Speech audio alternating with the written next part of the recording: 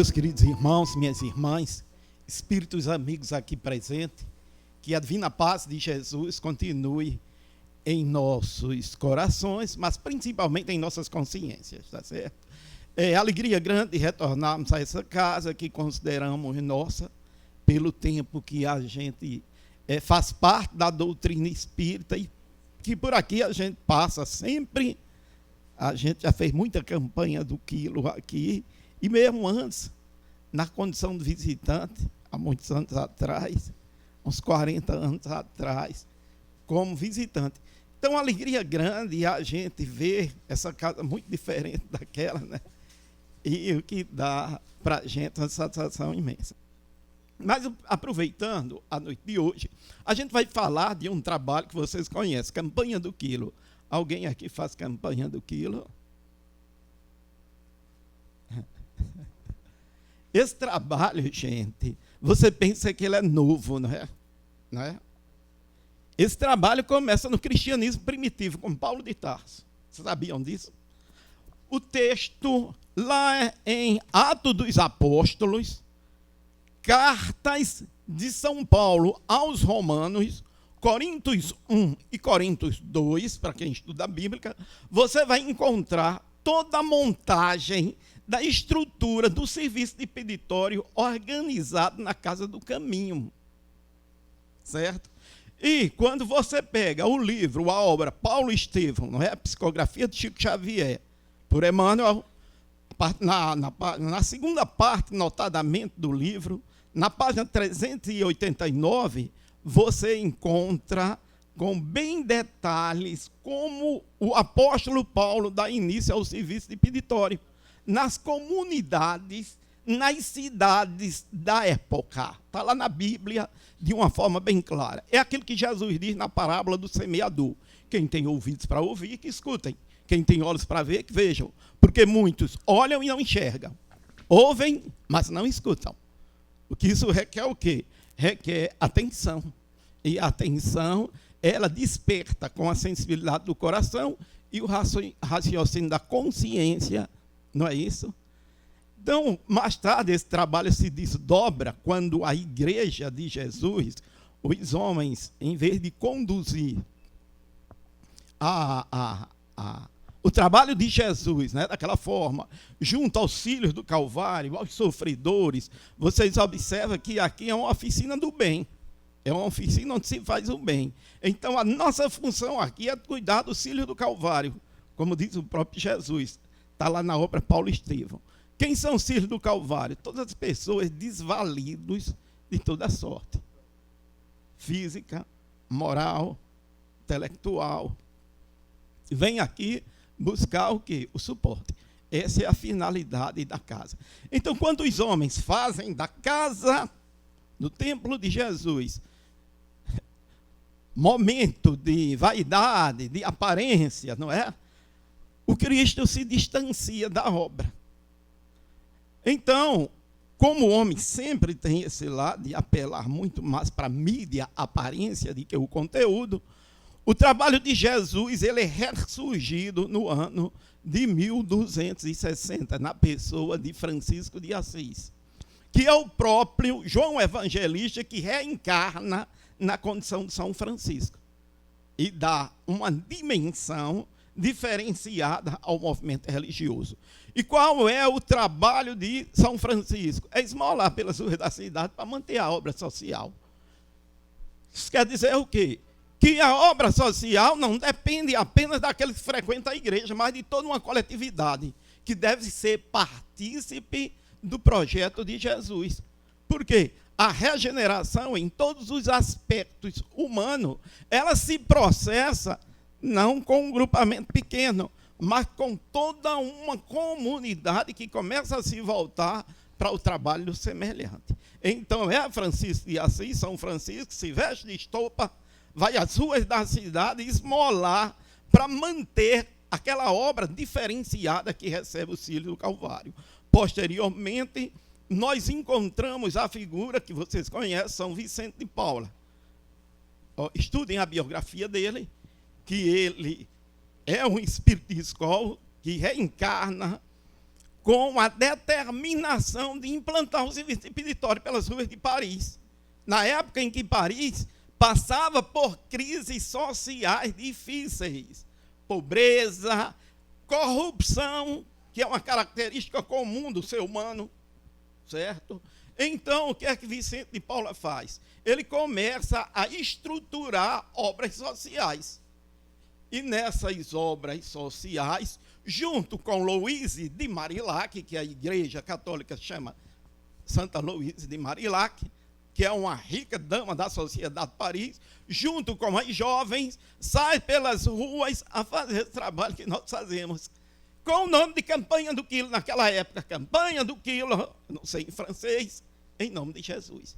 O trabalho se espalha e por aí vai. Até que no ano de 1850, nós temos bem patente a figura de Antoine Frédéric Ozanam, um dos grandes intelectuais da França do Iluminismo, na mesma época de Kardec.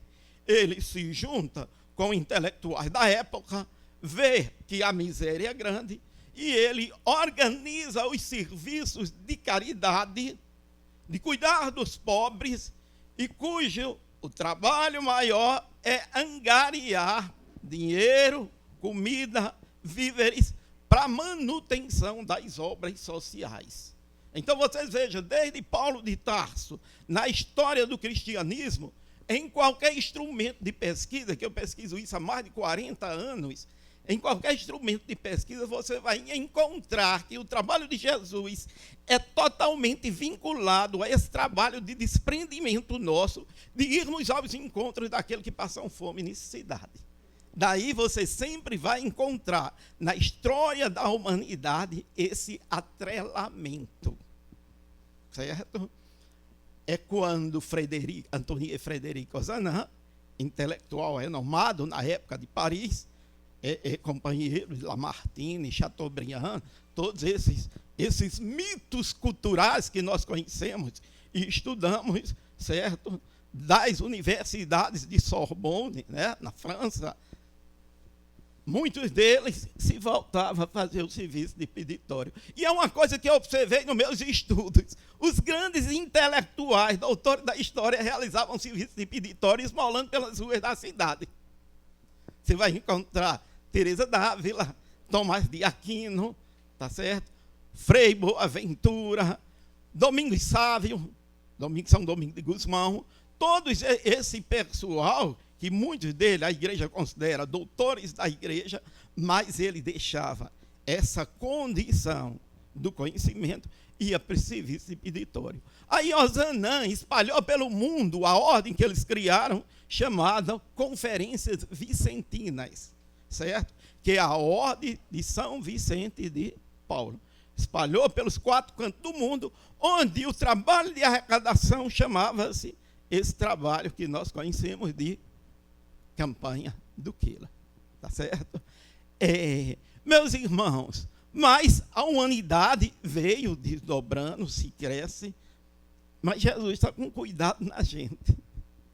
Ele quer que a gente saia do comodismo, da acomodação e transformemos a nossa atitude em forma de quê? De ação, de exemplo. Quando o doutor da lei pergunta a Jesus, Jesus, o que é preciso para eu ser salvo? Para não necessitar, a gente traduzindo, de reencarnarmos mais, de sermos espíritos evoluídos. E Jesus diz o que para ele? Amar o teu próximo como a ti, que é o mandamento maior. Segue o mandamento maior, ele, para desafiar Jesus, ele faz. E o que é amar meu próximo? Jesus cita a parábola que vocês conhecem. Não é isso? A parábola do samaritano, do bom samaritano. O homem caminhava de Jerusalém para Jericó, não é? Os ladrões vieram, bateram nele, deixaram ele lá em sofrimento. Passou o doutor da lei, homem entendido na ciência do mundo, olhou, viu o homem e disse, alguém cuida. Passou o sacerdote, o homem da igreja, das religiões, que tinha a responsabilidade, olhou e disse, não tem nada a ver com isso. Quem passa a seguir? Um samaritano.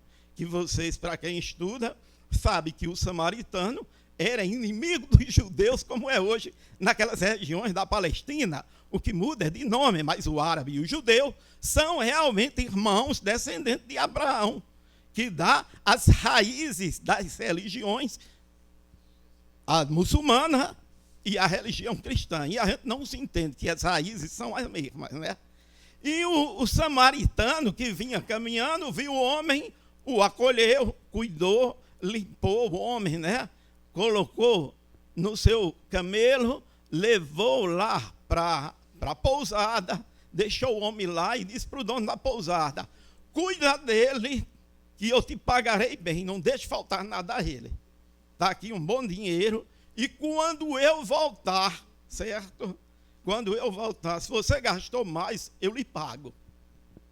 Aí Jesus olha para o doutor da lei e pergunta: quem é o próximo aí? Quem realmente fez o mandamento maior?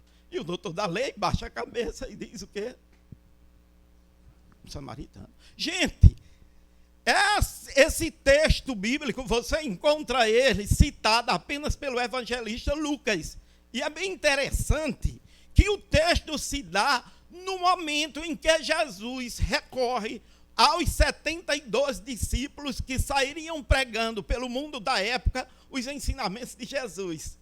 Eles estavam com o divino mestre, o grupamento de discípulos, e que Jesus chamava ele, passava o ensinamento: você vai fazer isso, isso, isso, né? Curai, entrai na casa, fazei o bem, e cita a parábola de quem realmente. E Jesus diz: fazes isso e alcançarás a vida eterna. Aí você diz: mas o que é fazer isso? É você sair do comodismo seu. É você procurar nas suas redondezas alguém que precisa você acolher. Kardec diz, quando ele diz fora da caridade não há salvação, pegue o texto em Obras Póstumas, ele diz claramente: jamais alguém bateu em minha porta para receber um não. Se viesse buscar ajuda, esmola, tem que dar, ainda que seja um pouquinho. Porque, meus irmãos, não tem coisa mais difícil do que você ser humilhado com não tenho. Estou com fome, quero comer, não é isso? Não tenho. Olha, eu tenho uma moedinha, é um pouquinho, meu irmão, vai com Deus. A forma. E Kardec diz categoricamente. É como Jesus diz no encontro dele com a mulher samaritana: se beberes dessa água, jamais terás sede. Que água é essa? É a água do amor. Ah, é tão difícil a gente ter amor? Então os Espíritos nos dizem aqui nessa casa: oficina do bem, se matricula nas obras. Eu estava vendo quantos trabalhos nos são evocados para a participação nossa. Visita a quê? Aos lares, não é? As casas psiquiátricas, os enxovais, os infortúnios. Toda casa espírita, o trabalho é esse. Não tem. E nós temos, por excelência, o trabalho da campanha do quilo. Certo? O trabalho da campanha do quilo. O que é isso? Aquilo que o apóstolo Paulo fazia no cristianismo primitivo. De outra feita, nós trazemos esse trabalho. Nós estamos fazendo um seminário em João Pessoa sobre campanha do quilo, sábado agora, em que a gente coloca todos os textos que o apóstolo Paulo convoca os cristãos da época a ir fazer o serviço expeditório para manter aquilo que ele chama os santos de Jerusalém, ou a igreja pobre da Macedônia. E ele diz categoricamente: vou recolher víveres, recolheis também as vossas dádivas, para que a gente tenha um texto muito claro. A primeira vez que Paulo é vítima de intrigas, e ele é levado ao governador, assim como foi Jesus. E sabe qual é o testemunho que Paulo dá para o governador? Eu vim aqui fazer coletas para os meus pobres. Para o governador. E Paulo sai ileso, isento daquele processo. Porque, meus irmãos, o bem que fizerdes em qualquer parte será teu advogado sempre. Eu duvido que alguém olhe para você e diz assim: ele me ajudou. Eu me recordo de um grande amigo meu, que ele tinha esse hábito. e sempre ajudar todo mundo.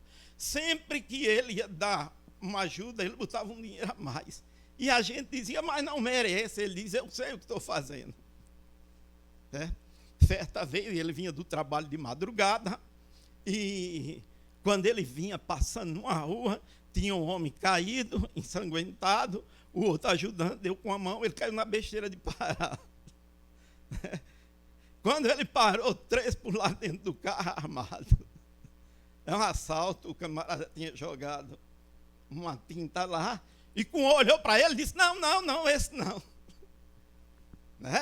Esse é seu Leôncio, ele ajuda todo mundo que bate a porta da casa dele.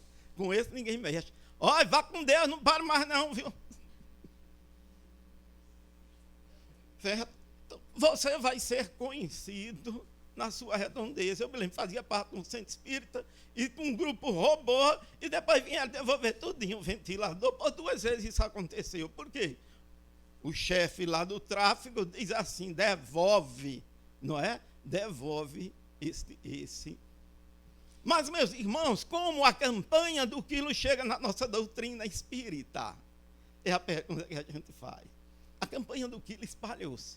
Mas, em 1905, nas raízes iniciais do espiritismo aqui no Brasil, lá no Triângulo Mineiro, ali entre Uberaba, Uberlândia, Sacramento, certo?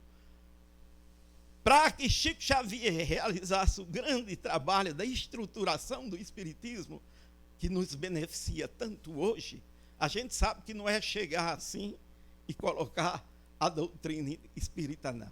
A gente sabe que é necessário todo um trabalho de retaguarda fluídica preparado pelos espíritos. Então, Eurípides Barçanufo, certo?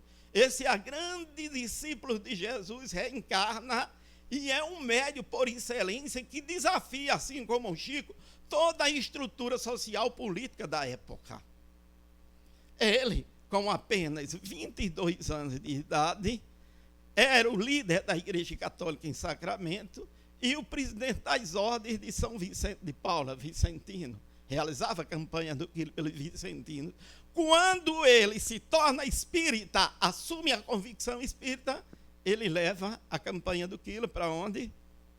Para o primeiro centro espírita daquela região que ele fundava, certo? Então, a ver que as raízes vicentinas estão bem estruturadas dentro dessa nossa consciência espírita. Mas o tempo passa, o espiritismo cresce naturalmente. Até, meus irmãos, que a gente conta rapidamente a história de um pernambucano conterrâneo nosso, matutozinho, assim como todos nós, né, que vem do interior aqui para a cidade grande, como diz a música, né, de Cristina Amaral, certo? Cidade grande, a gente vem buscar a luta pela sobrevivência, não é isso? E esse matutinho, Elias Sobreira, nasceu em 2 de março de 1907, mais de 100 anos atrás. Fazendazinha, no sítiozinho, lá em Carnaíba de Flores, certo? Filho caçula, naquela época o pessoal produzia, né? Era 9 filhos, ele era o menorzinho, mas com 5 anos perde sua mamãe. E vai, educado pelo pai, pelas irmãs, até com 11 anos, ele precisava tomar novas diretrizes. E o seu padrinho de batismo era o padre Eliseu, da cidade de Triunfo. Essa cidade bonita, gostosa, que vocês conhecem. E ele foi morar com o padre Eliseu, com 11 anos. Ficou lá até os 16 anos. Com o padre Eliseu, ele cuidava da missa, certo? Limpava a igreja, ajudava na missa. Nos sábados, ia para a mercearia do irmão do padre, não parava, fora os estudos naturais que ele realizava no Colégio Marista. Até quando chegou aos 16 anos, encerrou a parte dele como padre, concluídos os estudos iniciais, ele verificou que seu documento estava errado, certo? Colocava ele com 18 anos, ele se alistou no exército e veio para aqui, para o batalhão de caçadores em novembro de 1923.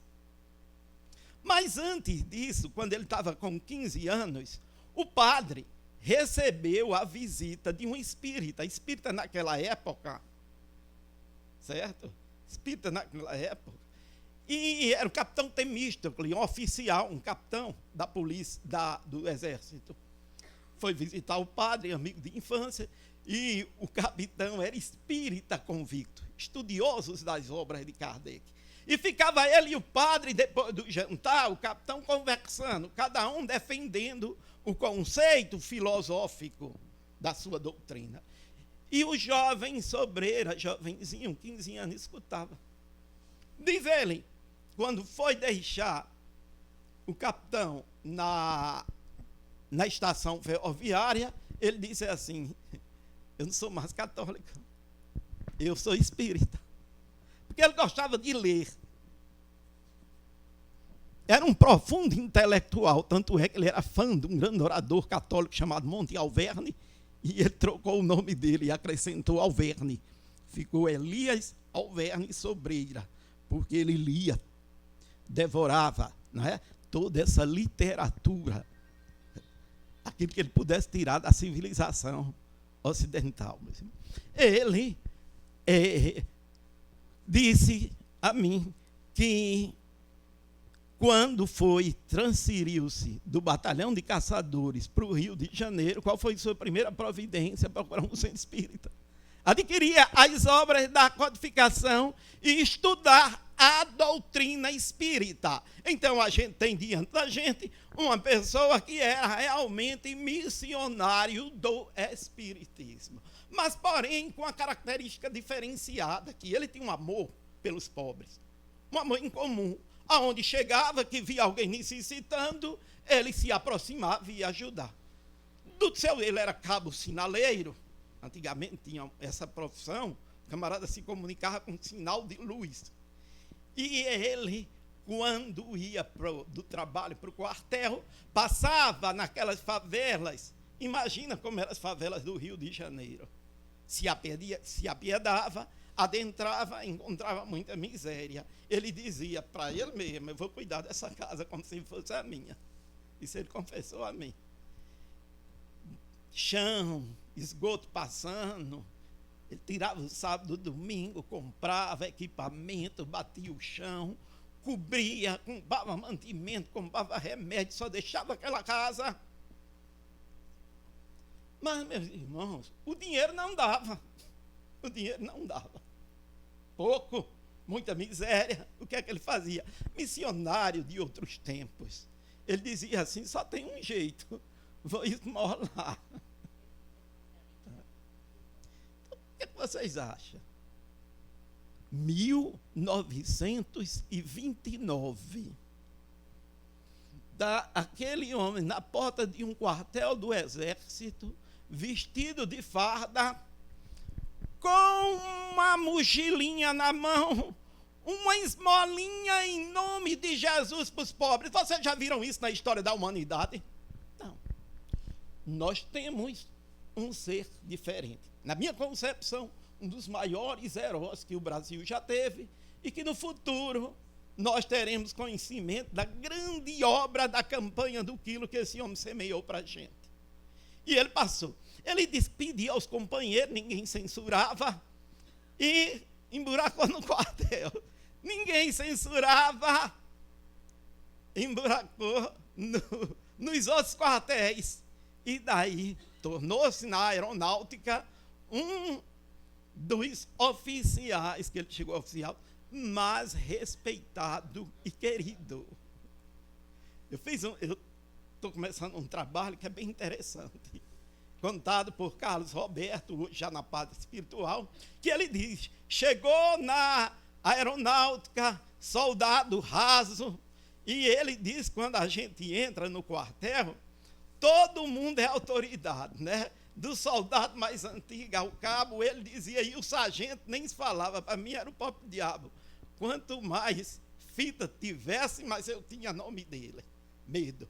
E não era fácil, diz o senhor Carlos Roberto, a vida de soldado, imagina naquela época, 1945. E ele diz que chorava. Eu digo que eu tenho 2 filhos militares, passaram pelo mesmo problema. Chorava, dizia, vamos embora, eu não fico mais aqui, é muita humilhação. E ele disse que muitas vezes dizia, eu vou abandonar. Uma vez terminou o almoço, ele disse, sentou-se e ficou ali. Quando lá vinha aquele graduado, cheio de divisa, ele já começou a tremer, e o homem chegou junto dele. Antes que o homem falasse, o jovem levantou, deu o torno, né? 44, 35, 400. Senhor. E a resposta daquele sargento foi assim: meu filhinho, baixe a mão, baixe a mão. Eu vim pedir uma ajudazinha para as vovozinhas dos abrigos em nome de Jesus. Isso eu ouvi de 3 militares da época. Eu vi. Ele diz assim: quando eu olhei para aqueles olhos, me recordei de uma professora minha que dizia assim: os olhos são a janela da alma. E você vê a bondade no coração da pessoa quando olha. Eu só me lembrei. Aí eu flutuei. Quem não podia se convencer com um homem desse? Então era comum. Aqui na Centelha de Jesus, a partir de 45, chegavam os jovens soldados da aeronáutica. Para quê? Para seguir ao sargento Sobreira, realizando esse singelo trabalho, campanha do quilo, em nome de Jesus. E Elias Sobreira, vamos voltar agora lá para o Rio de Janeiro, meus irmãos. Ele fazia peditório, até que casou, conseguiu passar no concurso de sargentos especialista da aviação. Nesse tempo não existia aeronáutica.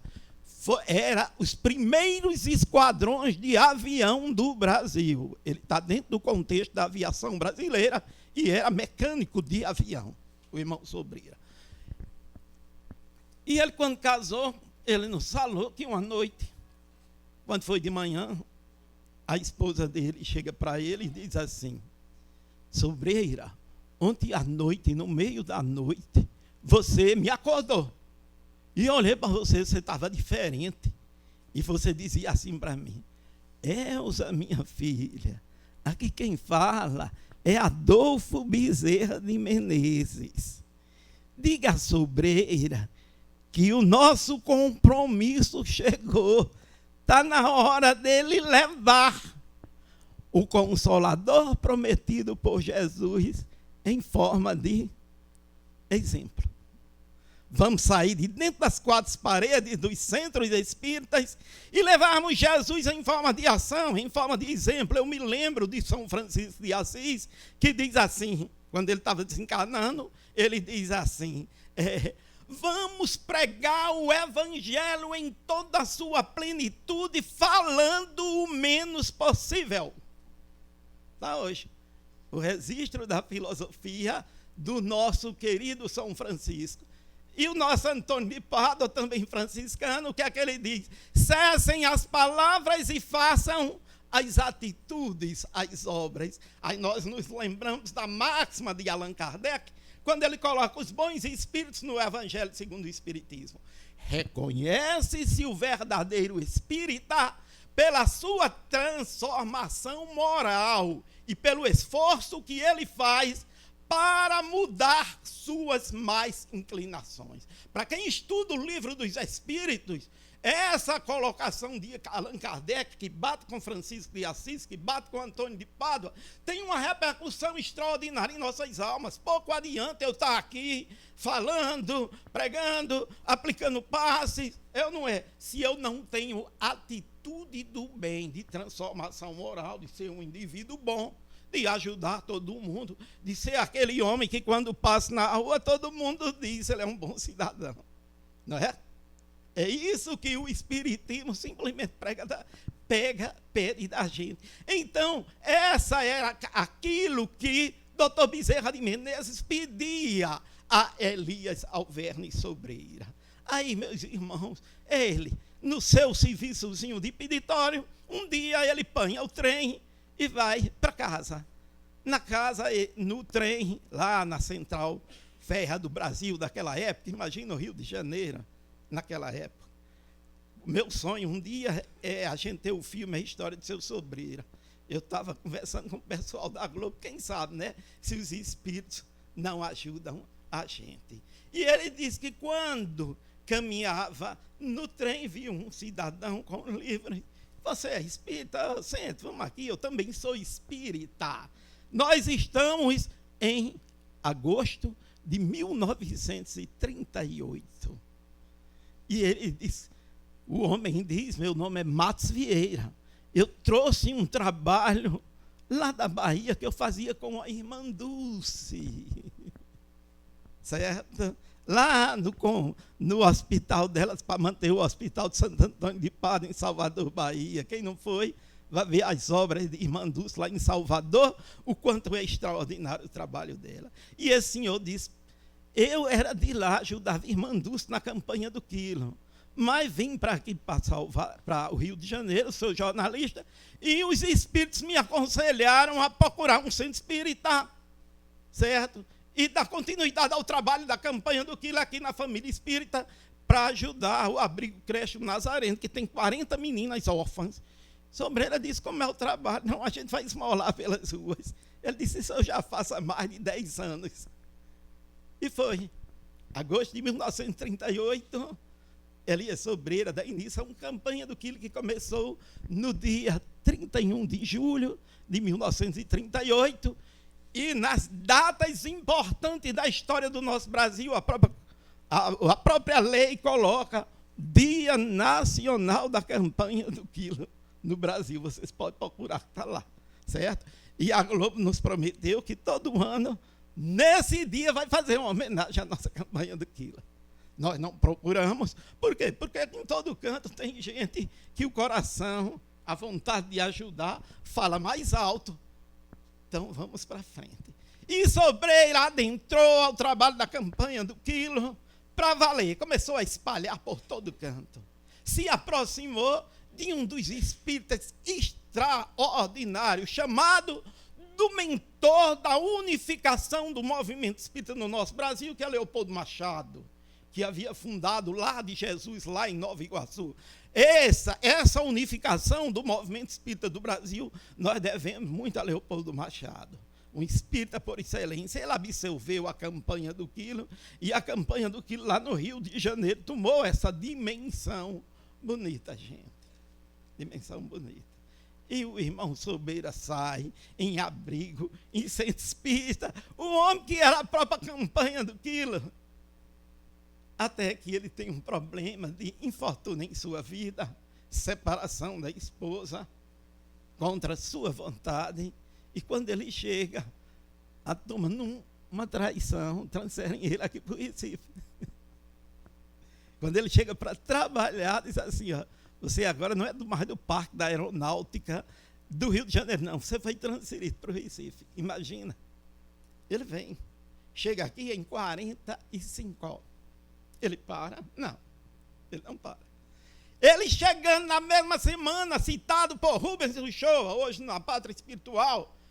Rubens é membro da Academia Pernambucana de Letras, poeta, professor de Química, é poeta com obras publicadas. Diz que dos primeiros passos Sobreira já ia dentro do quartel uma esmola em nome de Jesus para os pobres. Mas ele disse, eu tenho que ir também para o meio espírita, e foi procurar. E chega no aniversário do Lar Ceci Costa, aquele que fica lá em frente ao Centro de Convenções, onde nós fomos ver o Cimesp, né? Ali de frente. E ele chegando, encontra quem? Aquela figura memorável, que estrutura, que joga semente da doutrina espírita nessa terra tão gostosa, tão bonita, que é o nosso Nordeste, que é o nosso Pernambuco, certo?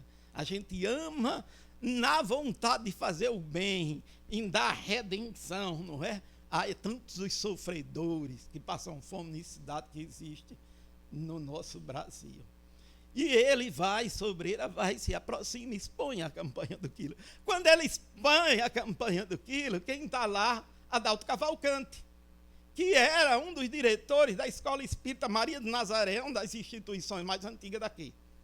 Eu tenho os acervos, a documentação de Adalto dessa época que ele me passou. Quando ele expõe a ideia da campanha do quilo, Adalto disse, me aproximei de Sobreira e disse assim, eu conheço a campanha do quilo. De onde? Ele diz, de Leopoldo Machado, que eu me correspondo com ele. Então vamos fazer a campanha do quilo, vamos. Veja, e a primeira campanha do quilo partiu no dia 3 de março de 1946, da Escola Espírita Maria de Nazaré até lá ao Lar Ceci Costa. Gente, foi uma febre. Porque Sobreira, o pessoal daquela época, hoje tudo na parte espiritual dizia assim, ele não falava, ele cantava. Era um passarinho. E a gente saía tudo atrás dele. Então diz o pessoal da época que aconteceu uma revolução no modelo espiritista da cidade do Recife. Vocês sabiam que Recife é considerado uma das cidades mais espíritas do Brasil? Sabiam disso? Nós temos uma retaguarda espiritual muito boa. Mas isso é motivo para outras conversas, gente.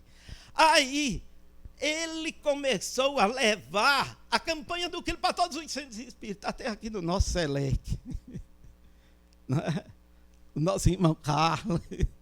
Eita, caboclo de valor. Para quem esteve junto dele, não é? E tantos outros daquela época. Gente, é a vida, o trabalho, a família e a doutrina espírita. Para quê? Para fazer o bem. Não existe melhor lugar de você fazer o bem do que aqui dentro. Mas, gente, aí aconteceu um fato interessante aqui. Tanto as autoridades religiosas, nós víamos de um momento de perseguição terrível do Estado Novo, da época de Getúlio Vargas, da ditadura, daquela primeira ditadura, e que perseguiu muito o espiritismo. Certo? Nós devemos muito à maçonaria. A cúpula que dirigia a maçonaria nessa época era toda dirigente da Federação Espírita Pernambucana. Foi quem deu o suporte para que os centros espíritas, que eram proibidos de funcionar, porque o espírita, se não tomasse cuidado, era preso, porque seus passos eram vigiados. Certo? Mas Sobreira entra com um movimento, carregando os espíritas por meio da rua, chamando a atenção de toda uma população, de toda uma coletividade. Quem é esse doido? Certo? Aos domingos, aqueles homens sacam as costas, mochila na mão, uma esmola em nome de Jesus. Para quê? Para acudir a vovozinha, as crianças. E vocês sabem quantos abrigos se fundaram desde essa época para cá? Quantas casas, quantos espíritas adentraram ao movimento? Quantas mensagens espíritas foram distribuídas? O tempo não dá, mas cada exemplo individual que nós coletamos é a mente de arrepiar a alma, de nos emocionar.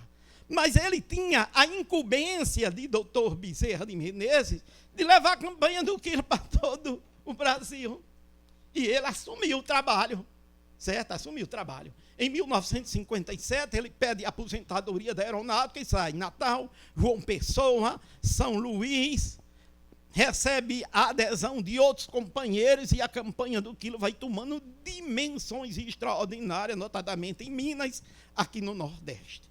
Quando ele chega na divisa da Bahia, com o Espírito Santo, ele é acometido por uma broncopneumonia pesada, porque era noite, dormindo em pousada, comendo alimentação diferenciada, e o organismo não aguentou. E, numa reunião mediúnica, o Espírito diz, a carcaça não dá mais não, você vai ter que voltar para o Recife, não dá para continuar esse trabalho não. Você vai parar a divulgação da campanha do quilo. E eu vou fazer o quê? Ele disse assim, o Espírito disse assim, você vai fundar uma casa, um abrigo de velhinhos, que se chamará Casa dos Humildes. Ele disse, não gostei, cara. A gente não teve o livre-arbítrio, eu quero morrer divulgando a campanha do quilo, mas o Espírito disse, não, volta. E ele voltou, passou 1 ano internado no hospital da Aeronáutica entre a vida e a morte. Até que recuperou-se, aceitou a incumbência da espiritualidade e levantou ali na rua Frei Henrique, que vocês conhecem, em Casa Forte, a Casa dos Humildes, que já é outra história muito interessante, a construção daquela casa. A gente vê de como a espiritualidade conduz aquele que realmente luta. Mas ele perguntou assim para os espíritos, e aí? E a campanha do quilo? Os espíritos disseram assim, ela já está, a espiritualidade é quem cuida, certo? E quando passou aqui pelo Recife, um confrade de nome Olídio Castro, ele levou a campanha do quilo para o Pará, levou a campanha do quilo para Campo Grande, no Mato Grosso. De Campo Grande, Ninfo Correia levou para a Federação Espírita do Estado de São Paulo, e lá na Casa Transitória se estruturou com toda a força a nossa campanha do quilo, liderada por Ninfo Correia, Zé Gonçalves Pereira. Esse pessoal, Zé Gonçalves Pereira, Chico Xavier, quando veio com a missão dele, vocês sabem que a gente sozinho não consegue levar o trabalho. Então a gente tem que ter um suporte de amigos, de companheiros, por momentos difíceis. E Chico tinha uma equipe. Eu trago esse relato para vocês, porque sou amigo, ele hoje está no lado espiritual, Ismael Ramos da Neve, que foi convocado por Emmanuel para dar o suporte moral para Chico Xavier enfrentar as dificuldades. Dentre desses estava Zé Gonçalves Pereira, atuante no trabalho de campanha do quilo. E visitaram o Chico Xavier, isso em 1954. Levaram, a campanha está um sucesso em São Paulo, a gente vai para a rua, arrecada. Eles criaram um grupo espírita para espalhar a mensagem. Vocês conhecem? Grupo Espírita dos Mensageiros. Aquela mensagem que vem de São Paulo foi estruturada para espalhar mensagem. Nós conversamos com Zé Gonçalves Pereira, no outro lado da vida, e ele dizia a preocupação de André Luiz, de Emmanuel, de Meimei, em fazer com que a gente espalhe realmente mensagem. Quanto mais mensagem você deixa no banco de ônibus, na internet, onde você botar uma mensagem positiva, coloque e deixe. Porque aquele reflete em muitos corações necessitados e aflitos. Ora, mas quando Ninfo Correia, Zé Gonçalves Pereira apresentaram a campanha do quilo para Chico Xavier, ele recebeu uma mensagem, eu vi a mensagem. A mensagem é curtinha. O que é que diz a mensagem? Espíritas, vamos sair de dentro das 4 paredes e levarmos o Consolador prometido em forma de exemplo. Estão entendendo? O diferencial é esse. O diferencial é esse. Eu vi a mensagem das mãos de Ninfo Correia. Bezerra de Menezes, a seguir, esse fato me emociona muito. Chico diz, tem um espírito aqui nordestino que quer dar comunicação sobre a campanha do quilo. E vocês procurem adquirir o livro de Alta de Souza. Porque as poesias dela é a própria campanha do quilo. Ela canta na poesia, no seu soneto, a dor de quem sofre e alguém vira as suas costas. E ele diz assim, se coloca no lugar daquele que precisa e tu negas. Então, o amor de Alta de Souza é tão grande por esse trabalho de peditório. Por quê? Porque Alta de Souza morou aqui no Recife em 1909. Fazia parte do Colégio São Vicente de Paulo, ali na Estância. E ela realizava o trabalho de campanha do quilo, sozinha nas ruas de Macaíba, na sua adolescência. Disse, Emmanuel, Zé Gonçalves Pereira, e ele passou para a gente. sozinha pelas ruas de Macaíba, com a cestinha na mão, uma esmola em nome de Jesus para os pobres. Quando ela arrecadava aquilo, ela ia na casa mais pobrezinha, chegava lá naquele amor. Vocês sabem o que é entrar na casa de quem precisa e levar o amor, não levar o víveres. Alguém faça essa experiência. Faça essa experiência. Chega numa casa pobrezinha, dá licença. Leve não é o víveres, é o amor, é o aconchego, é a solidariedade para quem sofre. A gente lembra da mensagem dos infortúnios ocultos, tão bem conduzida no nosso Evangelho segundo o Espiritismo, não é isso, gente? Então, o pessoal lá no Centro-Sul mudaram o nome da campanha do quilo lá para Campanha de Fraternidade Alta de Souza, que se espalhou de uma forma extraordinária. E lá no espiritual, lá no mundo espiritual, Bezerra de Menezes cuida do Norte, Nordeste e Alta de Souza cuida do Centro-Sul, levando essa responsabilidade do serviço. Olha, gente, a campanha Alta de Souza leva nos carnavais quase 10 mil pessoas, a maioria jovens, criando oficinas de trabalho para os jovens se preparar para assistência social. E o carro-chefe é a nossa campanha do quilo. Só para a gente ter a dimensão que a gente pensa que não, mas a espiritualidade trabalha. E disse Sobreira a mim numa reunião: Antônio, a terra, o Brasil só tem equilíbrio por causa das pessoas de bem, que são muitas.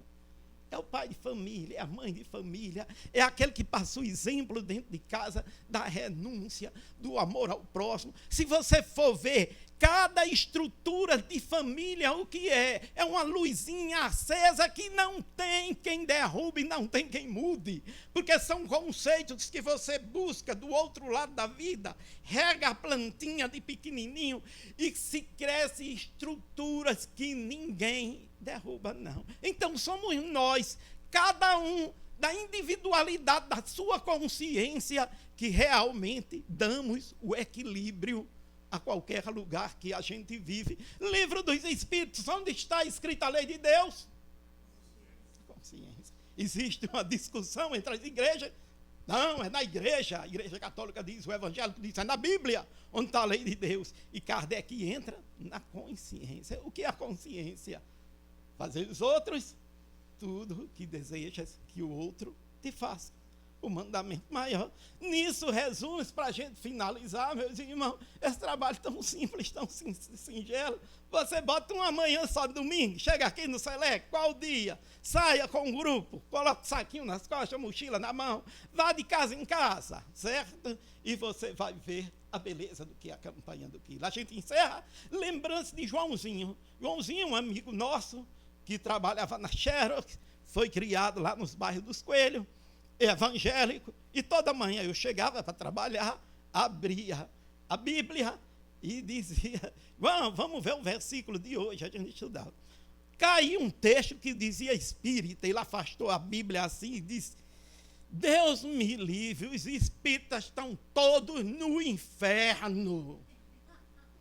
Eu parei e disse assim, e eu, Joãozinho, seu amigo? Ele olhou para mim e disse, você não. Nem você, nem meu pai, meu paizinho João Rodrigues, lá do Núcleo Espírita Centelha de Jesus. Eu, porque sou seu amigo, não vou para o inferno. E Joãozinho, ele disse, porque ninguém ali na favela dos Coelhos morreu de fome. A gente sabia que não tinha o que comer. Estava passando fome em casa, mas ia lá na Centelha, tinha um pacote de fubá, tinha um caldeirão de sopa, ou tinha um pão. Vinde a mim, bendito de meu pai, tive fome, me deste de comer, né? Cedo me deste de beber, doente me foste ver, preso me visitaste. Quando fizerdes a um desses pequeninos de Jesus, é a ele que se faz. Muita paz, que Deus nos abençoe.